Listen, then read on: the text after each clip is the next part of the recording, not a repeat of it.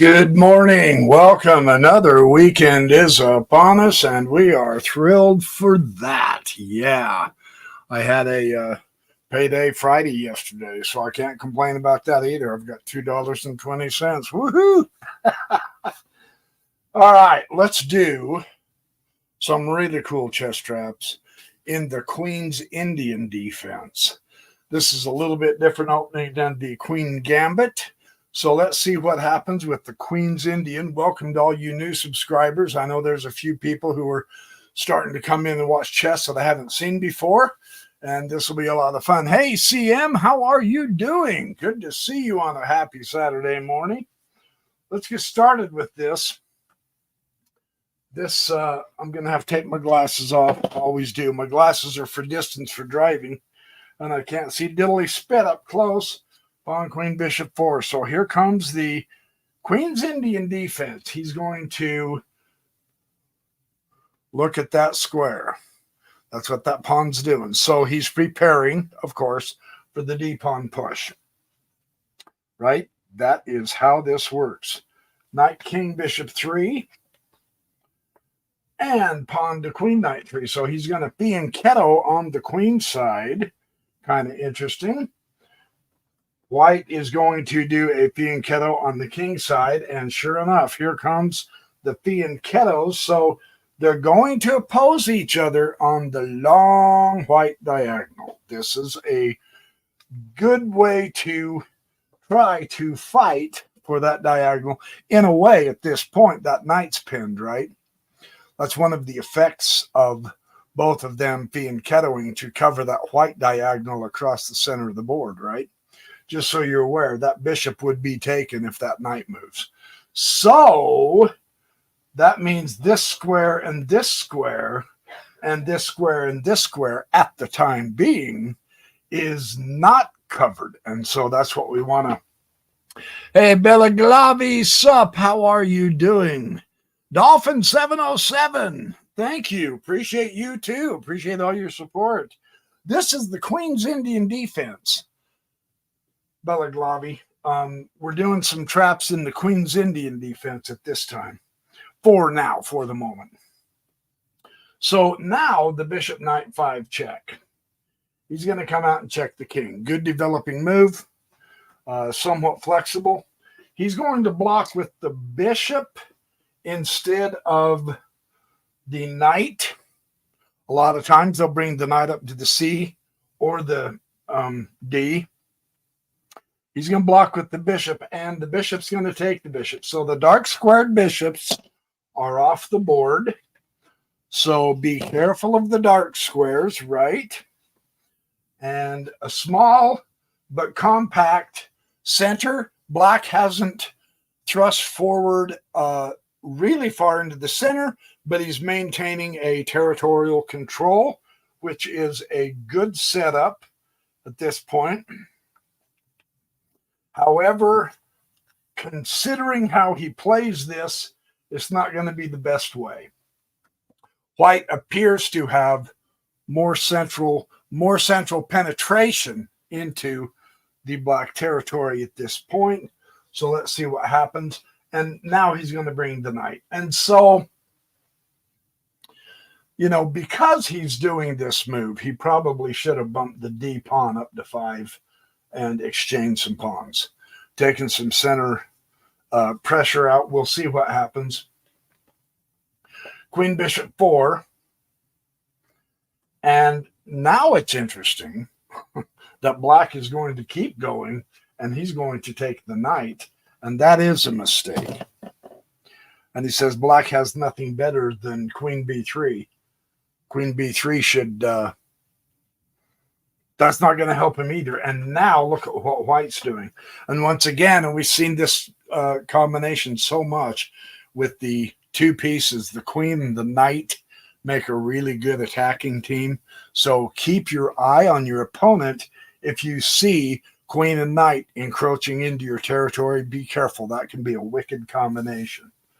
Now notice also the bishop is takeable on both scores. Very interesting.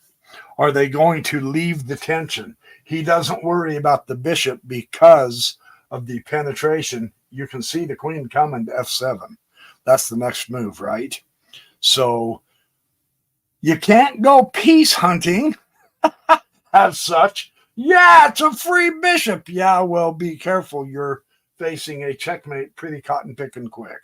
And that's a very interesting move. So he's going to bump the pawn. That's forced. That's a forced move. You can see that. Now, because of that, because of the threat to the f7, which is the weakest square, right? So that makes sense to attack that f7. But because of that, he did a discovered attack on the bishop, and now white gets the bishop. Very interesting. But pawn takes the knight, and queen's going to come back to king 3, keeping his eye on the pawn, even though it's covered, and touching the, giving a heads up to the knight. You're saying you're going to have to do something. And it's very interesting that the knight comes to queen 2. Now, this is interesting because queen is now going to take the pawn instead of the knight check. Notice how he's not even bothering to retake the knight because he's got much better attack plans coming up. Now he can't castle. Bishop takes the rook. He's got the rook. He's up ahead material. The queen will take the bishop. And now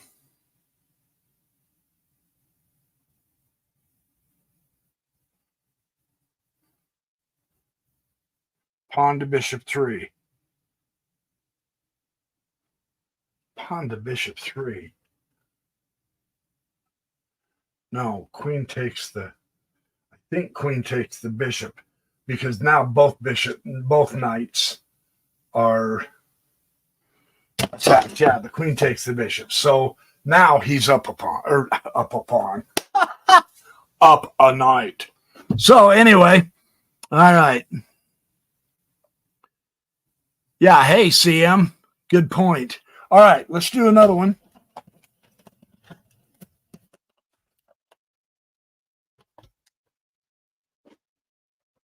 This particular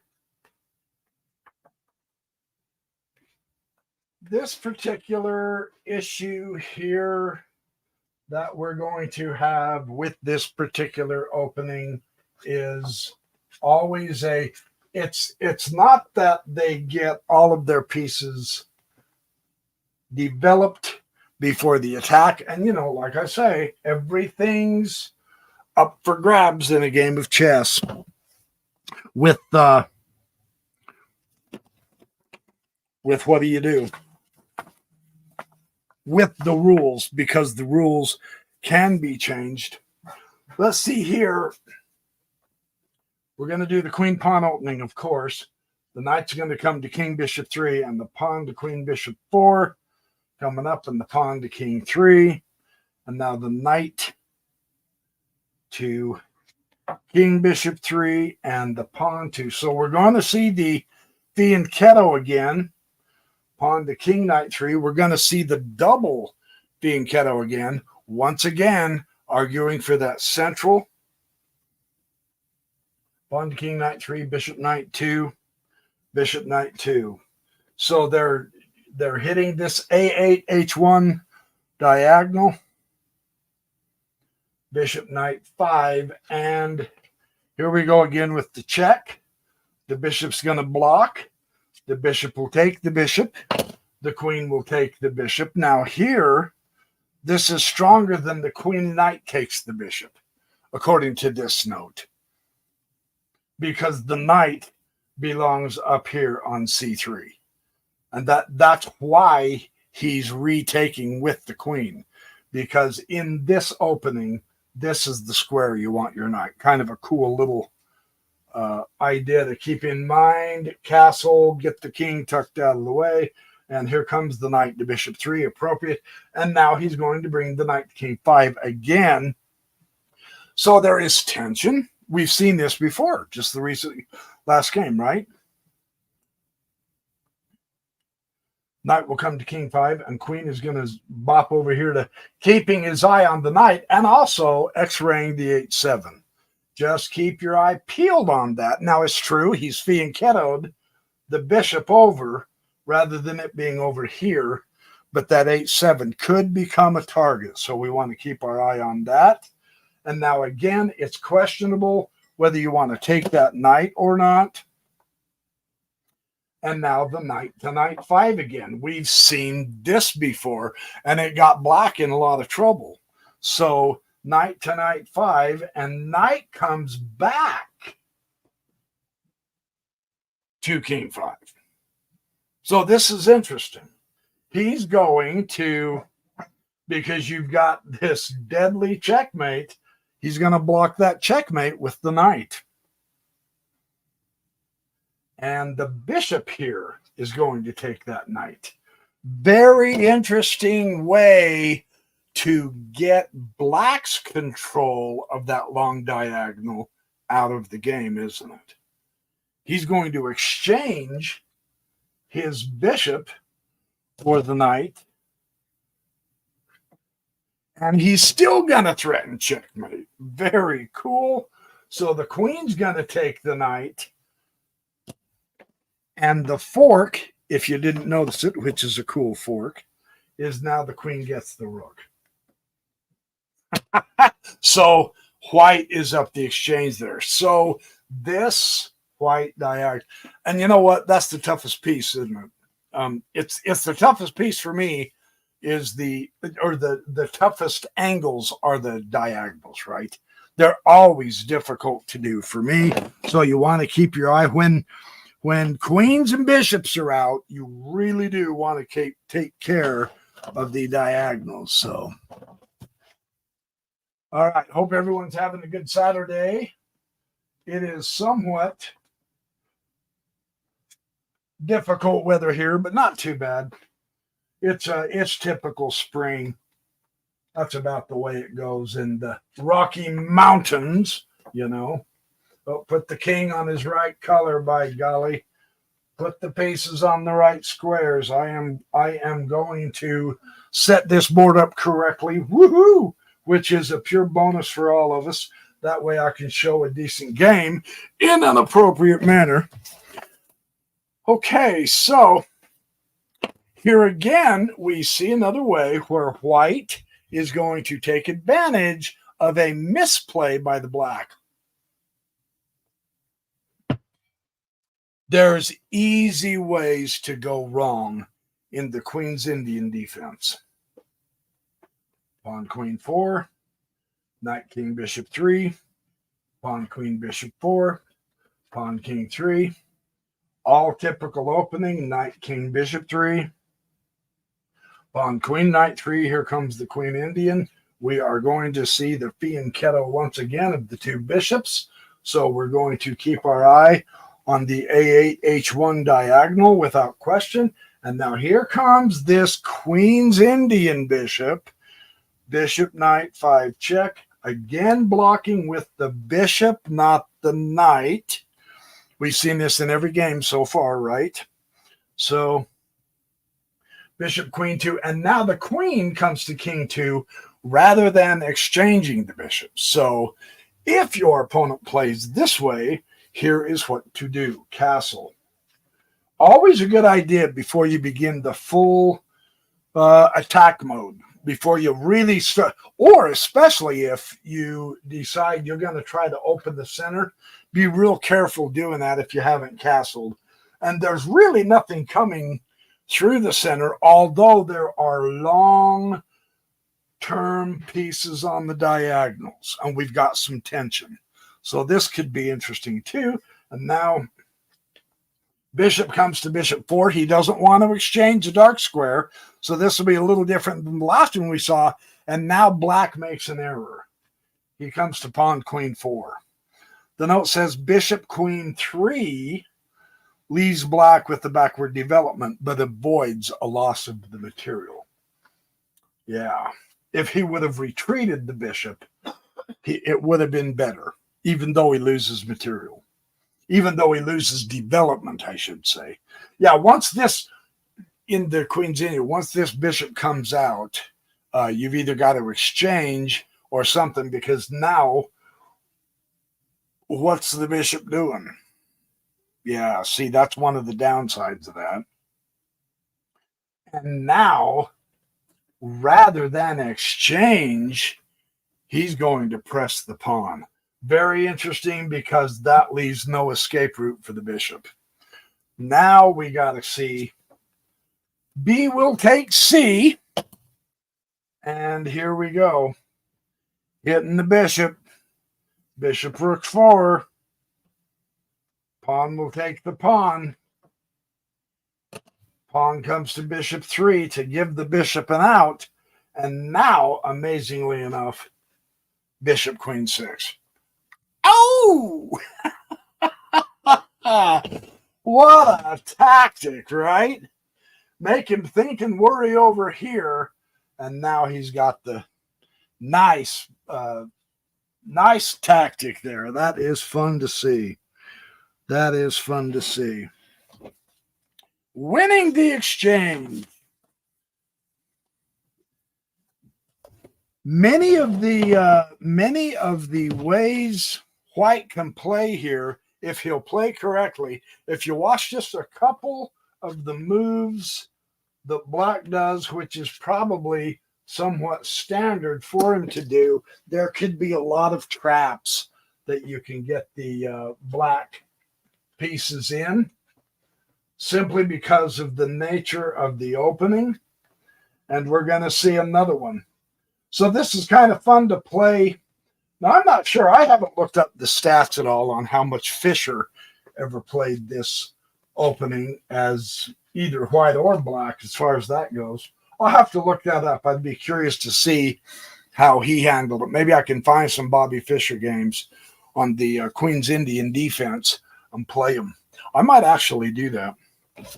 That might be fun to do. Okay, hold on. I got through that one. Okay, let's do this one. Okay, once again, we are on the Queen Indian defense.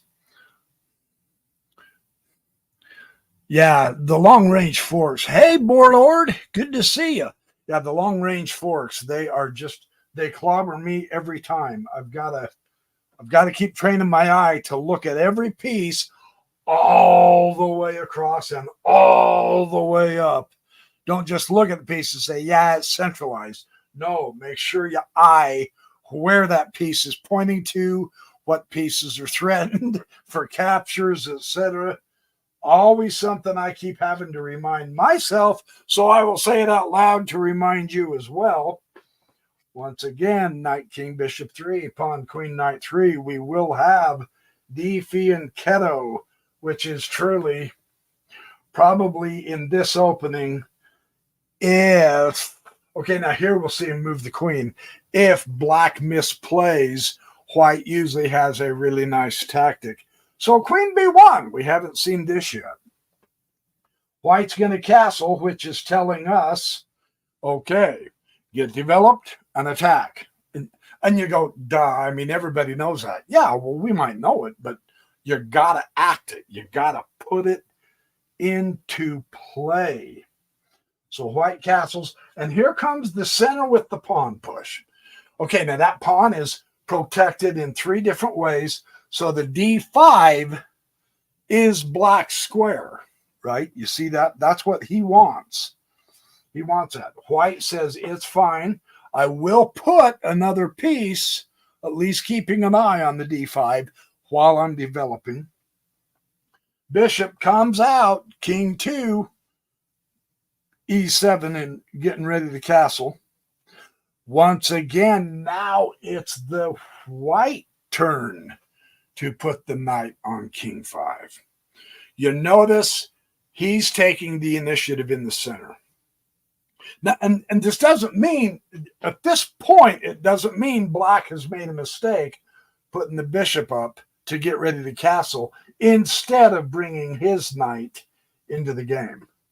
It doesn't mean it's a mistake. It's just different. So if you do see your black opponent getting ready to castle, then you can go ahead and march forward with your own central knight thrust. And again, the F7, you're hitting the weakest square at this point. No, you're not going to take it just yet, but you're keeping an eye on it. So this is going to be cool to see.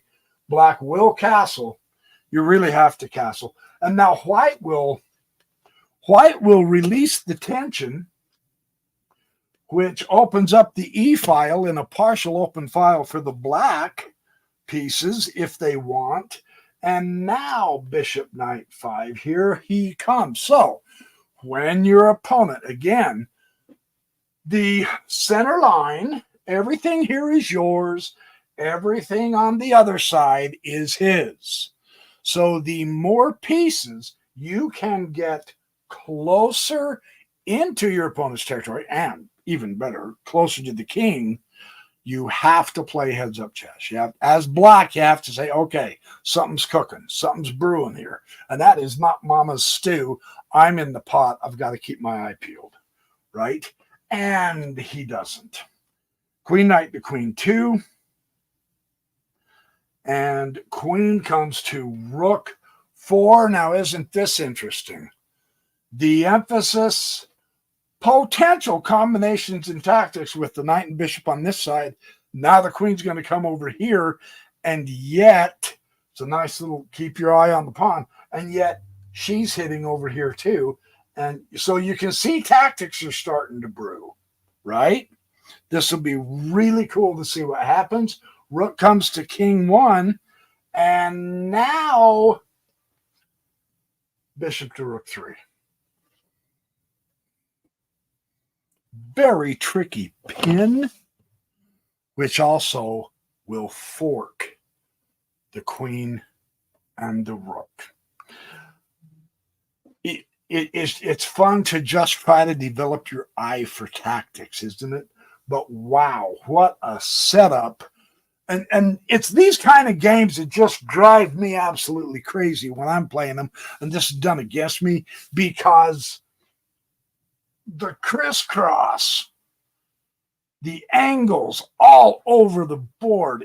You've just got to keep your tactics sharp. That's why we love doing these trap videos in the openings, because now what do?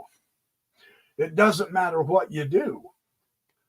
If the queen's going to try to get out of the way, that is fundamentally irrelevant. The bishop will take the knight first, of course, because the knights are guarding each other.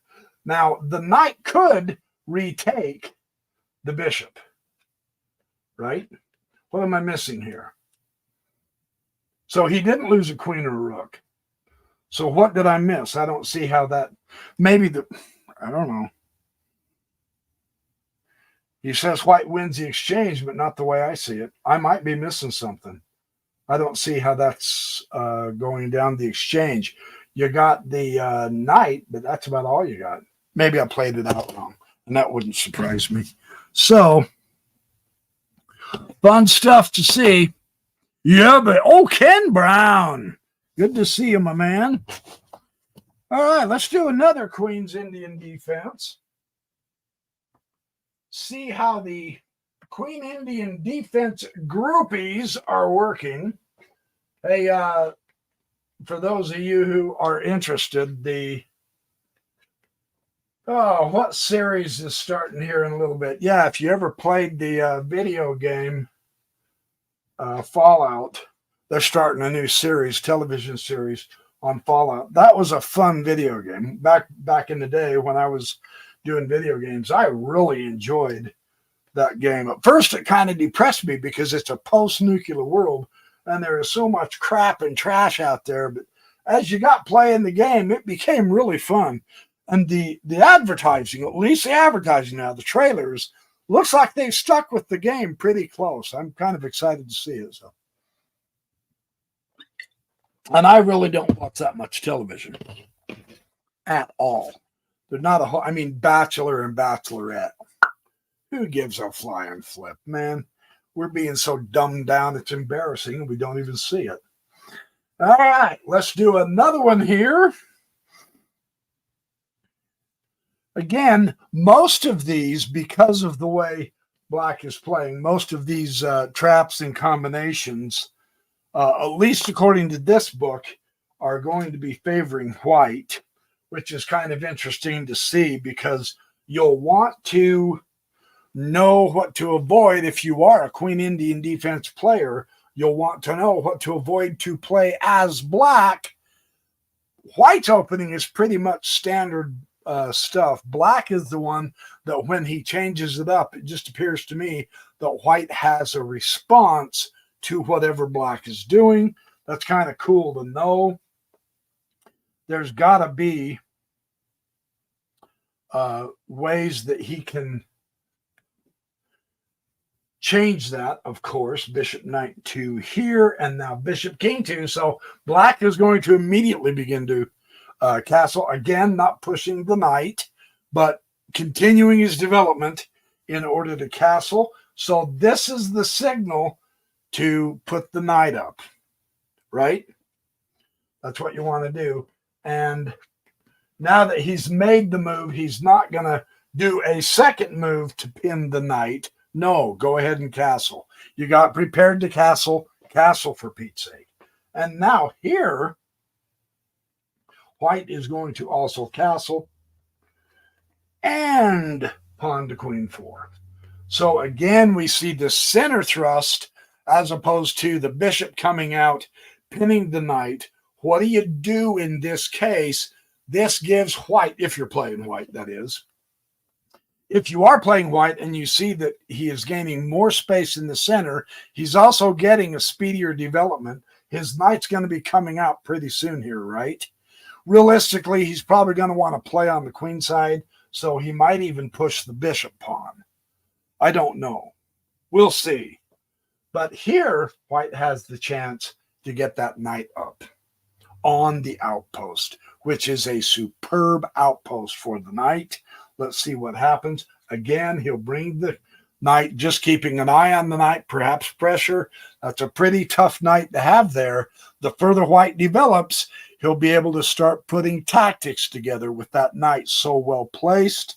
So you want to keep your eye on that. White is going to continue pressing the issue of the center because he's got that good outpost on the knight. And now what happens? It's so good. What happens if black takes it at this point? So this is a little bit different too. Push. And isn't it ironic? Because we all hear, you know the story. Well, double pawns. Ooh, avoid those. They're bad. They're weak. Double pawns in the center, not so bad. If you have double pawns in the center and you can advance them, absolutely super.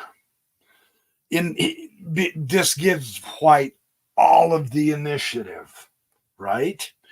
Instead of retaking with the pawn, he pushes it forward. What's this going to do? He sacrifices, I shouldn't say sacrifice, he exchanges the bishop, and he's going to exchange the bishop up here. He's not going to retake with the king because now he's got a good fork on the queen and rook. Deadly pass pawn. You have to address that one. The queen will take, and now the pawn takes the knight. Notice how many of black's pieces are in prize. That's fascinating. So the bishop's going to take the rook after all. Yeah. Look, you may as well. You've got the chance, right? And now the pawn's going to keep taking the knight. So he's getting attacked down here. And rather than responding, remember last week I showed a game where, well, let's see. Here's how we typically think. Okay, well, let's see. He took me, so I have to take him back. Oh, over here, he took me, so I have to take him back. That's not how white is playing this game. He took me. It's okay. I've got some center and pass pawn pressure. Keep playing it up here and let happen whatever happens down here. That is very interesting. The queen will take the pawn again, and now you take the bishop, and you're up the exchange. You've won the 2 pieces for the rook.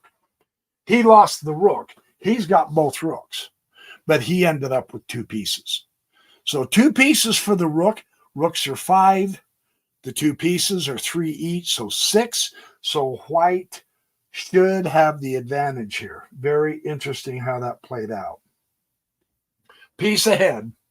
So that's a fun thing to know when you recognize, because I mean, oh, heaven knows I hate losing my rooks. If there's a way you can find to exchange a bishop and a knight for a rook, do that. You should be up. You should have the advantage. 2 pieces for a rook is always a good exchange for you. Whether you're playing white or black, it does not matter. So just keeping that in mind.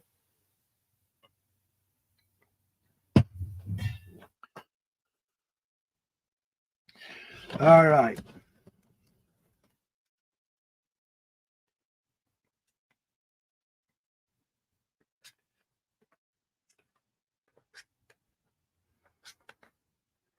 Okay, so whoops.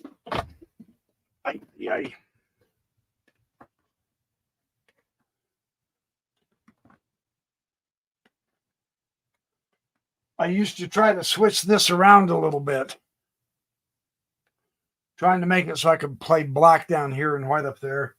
That became so confusing, I quit doing that. So I said, all right, just play it this way no matter what. And this is working out pretty good.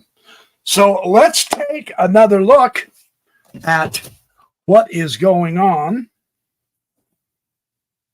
Let's see, hold on. Which one am I going to do? This one. I'm going to do this one. Let's take a look at yet another one.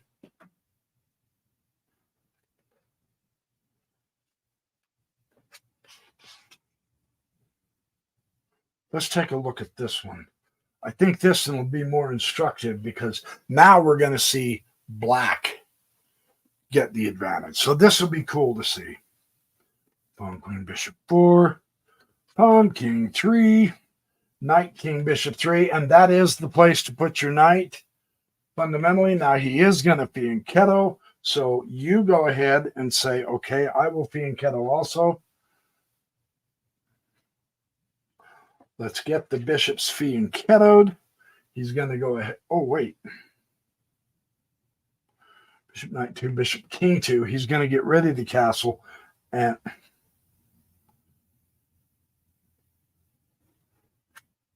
sorry, I said knight, queen, bishop 3. It was supposed to be knight, king, bishop 3.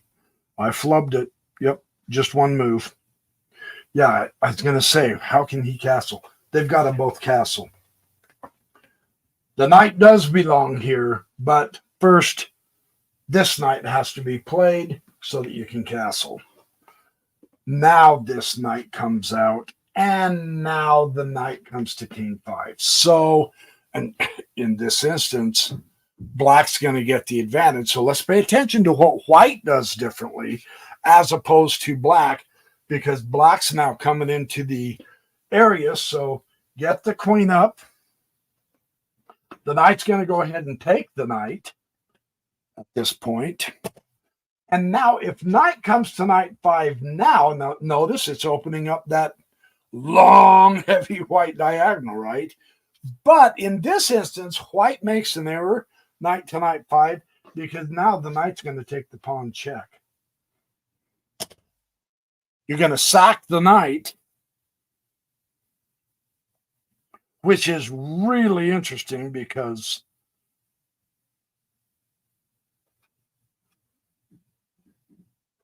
the king goes to rook 1. The queen does not take it because, of course, yeah. Oh, nice. Now the bishop will take the bishop check. Oh, beautiful. King will take the bishop. What a concept. And now the bishop takes the knight. And you're up the exchange. That was well played. That intermezzo. Now, again, those are forcing moves. This is really cool to see the power of a forcing move.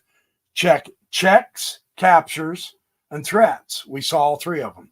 The check, the capture, and then win the extra piece. That's real. So those intermezzo moves, as long as they're a forcing move, you can, because you have to address it when your king is in check. That is where no matter what kind of plan you've drummed up in order to play, doesn't matter. Once your king's in check, you have to immediately go back over there and work on your king, either through an exchange or a block or what have you. So that is really kind of interesting. If you maintain the initiative, if you keep making, the key is to use the most forceful moves that you can. There is what you want to try to keep in mind. When you can play like that, you can get the initiative, which means you get to play the game the way you want, not the way they want. And that is the beauty of making strong moves instead of passive moves. Sometimes it pays not to develop speedily at first, but to just make sure you make forcing moves. And that's what makes opening traps so remarkably interesting, because it breaks the rule a lot, doesn't it? About the theme, I should say. I say rule, I mean the theme. The idea is to 1 or 2 pawn moves in the beginning, not much more, and get all of your pieces out, get castled, and then you can proceed to just play chess. But so many of these times, even before they're fully developed, there are some types of traps, tactics, or threats, checks, etc., that you can do that messes your opponent up. And that type of aggressive play is very, very helpful. Now, here's a similar theme we've seen, but in another game. Let's take a look at this. This will be interesting to see also. Hey, David C., hello from Spain. Chancellor Galiza. Oh, good. Thank you. Appreciate it. Yes, good to see all of you. Fantastic.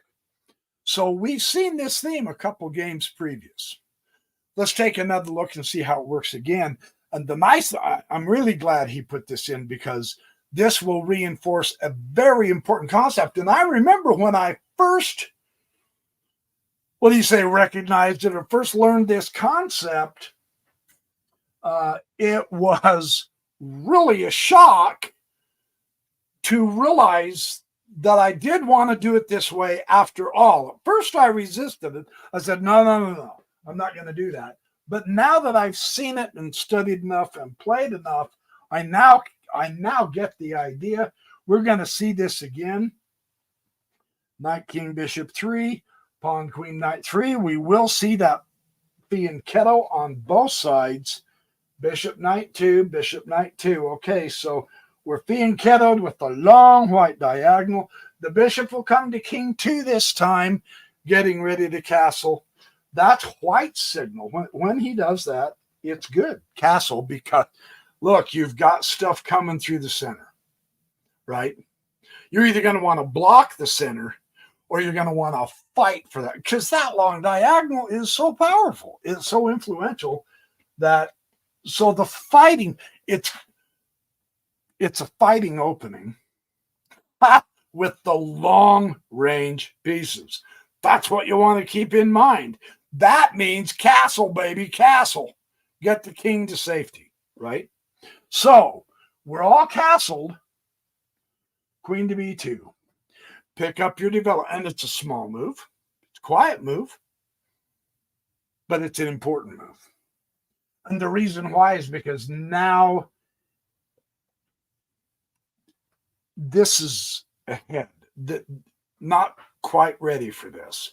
But now that we're both castled, see, he's thinking the same thing. I'm castled, now I can attack. Not yet. Not yet. Here's why. This knight is going to hit the knight, and at the same time, the bishop pins the knight. The knight is pinned to the bishop. So this is cool to see. This is really cool. I'm going to emphasize this. Here you're fine. When you're bringing your queen up, now, and again, part of the issue is this 8-7 square, right? See, with this particular opening, Queen Indian defense, the long diagonals play a huge part in this game.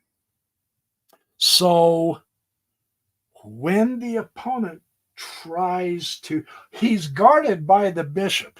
It makes sense for him to do this because it is guarded by the bishop, and indirectly, Black's thinking supports the 8-7 without messing up the pawns around the king. You know, you see so many times they'll do something like that. It's a move. I mean, you can do it. You must recognize if you do that, you've got dark square weaknesses. And you fianchetto this side. You can't fianchetto the dark squared bishop to protect those dark squares, right? So Black is logically thinking, well, okay, I will indirectly, I come into the territory, right? I'm covered. It's all good. Except Black also, or White also fianchettoed. And so this pins the knight and attacks it. That's a great tactic. Come on, that's cool. I can't help it. That's cool. Well, the knight says, what's the big deal? I can move back and protect my bishop at the same time. So see, you're making hay out of nothing. This is rocks, not hay to feed the knights. There's nothing happening here except if you chase that knight away, you get a bishop. So keep pressuring the knight. It's a multi-purpose move. I love that. This is so awesome because he's gaining space and he's still maintaining the initiative. Hit the knight again. Oh, that's funny. Of course, this triggers Black. Black now knows, okay, yeah, I'm going to lose something here. Go ahead and exchange. Take the bishop. What do you do? Now, remember, this is our psychology. Well, he took, I retake. Okay, but before you do, just keep your eye out on intermezzo moves. Go ahead and take the knight with the pawn, because now you're hitting the bishop also. You're also getting rid of a centralized, developed piece, right? Still, what this does is it ensures you're going to get a piece, because now there's two pieces attacked.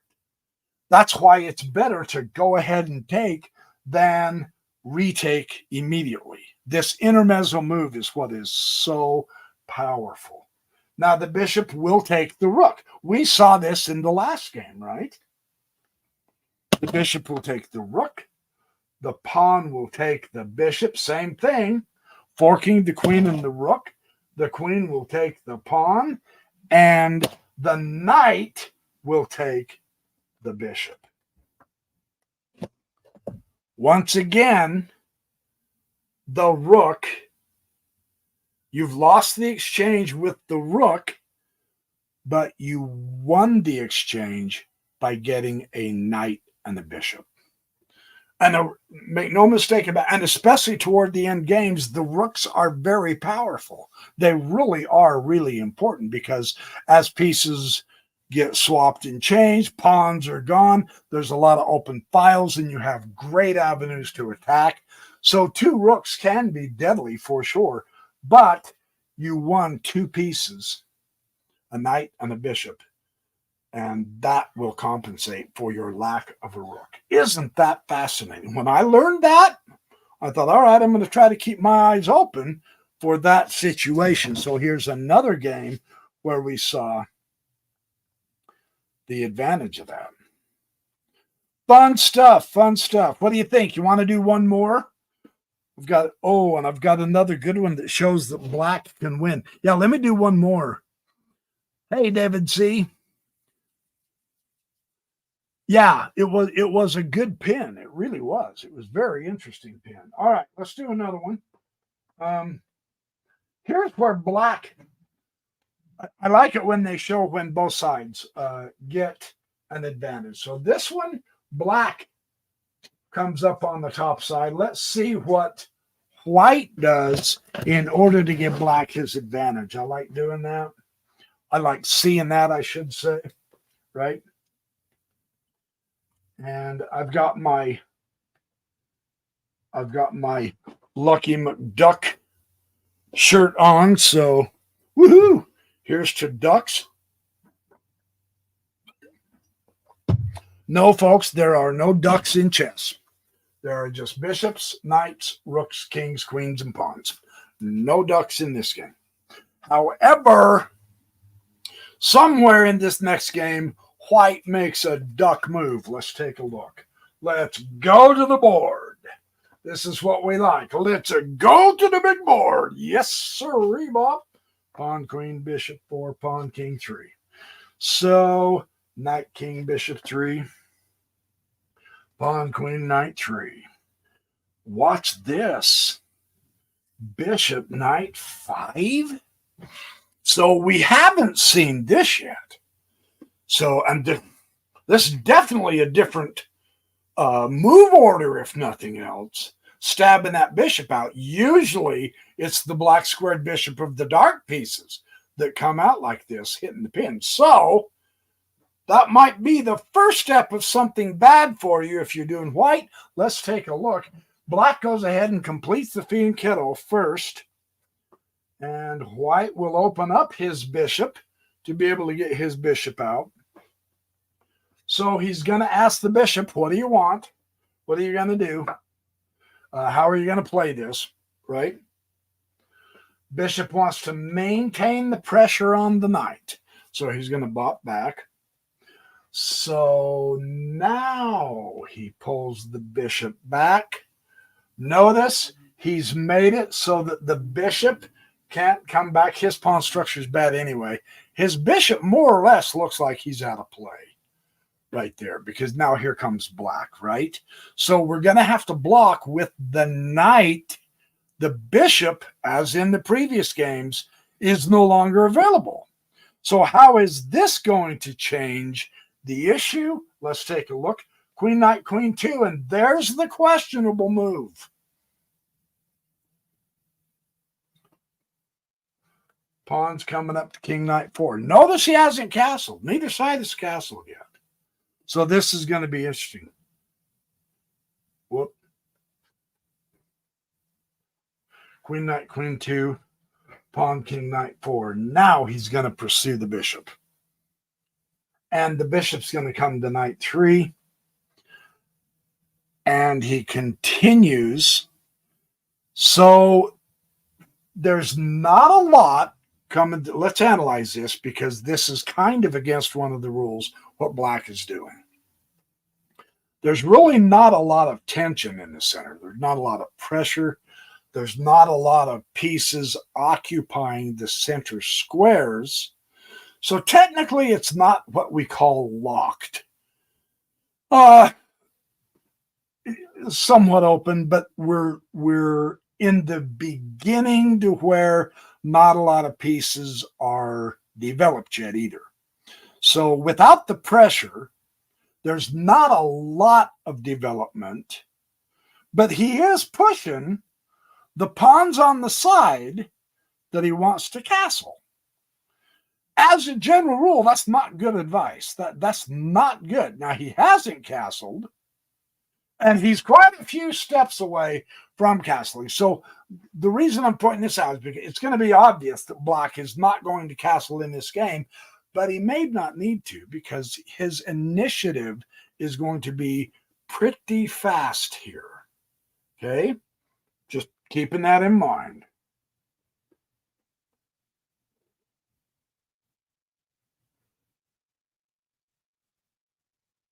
Bishop comes to knight 3. Pawn continues pushing. Look, if you're going to use the pawns on the side that you're supposed to castle, then take them all the way as far as you can go. You may as well, now you see black's in full attack mode, so he may as well keep throwing those pawns. A lot of pawn moves in the opening. Yeah, the difference is these are not just weird, quirky moves. This is the direct attack move. You got to do it, right? You're committed now. You're committed. He's going to say, well, if you're going to take my knight, I'm going to get rid of your bishop. That's one way to respond, right?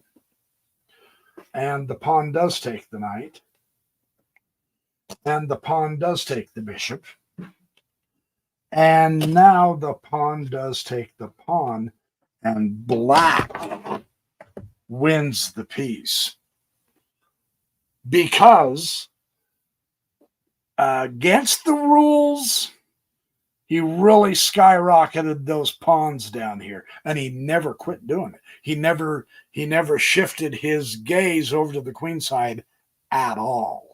Whether development or pawn development didn't matter. Once you start pushing, you push like crazy. But now he wins the piece. Because remember, again, that fianchettoed bishop has that long diagonal. So what do? You don't want to just move the rook. You're going to lose your bishop. So you may as well get a pawn out of it and take it with the bishop. And there you go. Ta-da. Very interesting. It's so easy with, and this appears to me, with the Queen Indian defense, it just gives me the impression that long diagonals, doesn't matter whether it's on the light squares or the dark squares, irrelevant. Long diagonals are in this game a lot. And so you can be cognizant of that Queen Indian defense. Pay attention to the fianchettoed bishops.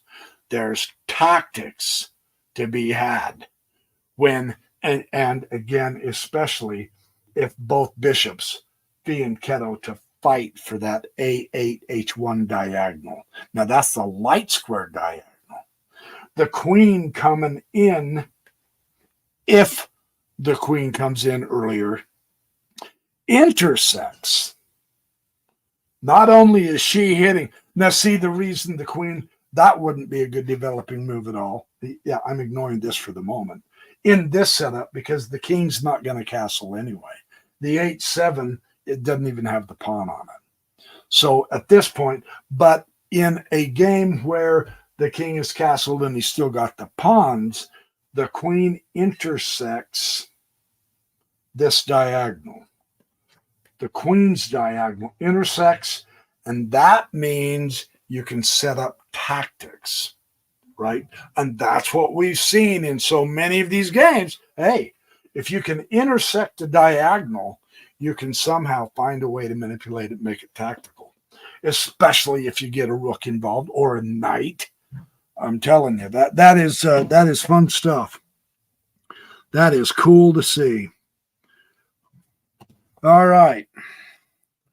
Let me see where we're at. Queen's Indian defense. Good stuff. I have a, yeah. Okay. Thank you. You guys are awesome. I've got a haircut appointment I've got to go to. So my hair is woohoo, wild. I can do that and get away with it. I'm the backyard professor. I don't give a flying flip what I look like, but my wife does. So anyway, I've got a hair appointment to attend to. So thank you for all your support, all of your help. all of your attendance. Don't forget to subscribe and like and hit the notification bell. And I'm going to get out of here for now. Appreciate all of you. Have a great weekend for the rest of the weekend, and keep your eyes peeled for more YouTube videos and perhaps lives with chess. Woohoo!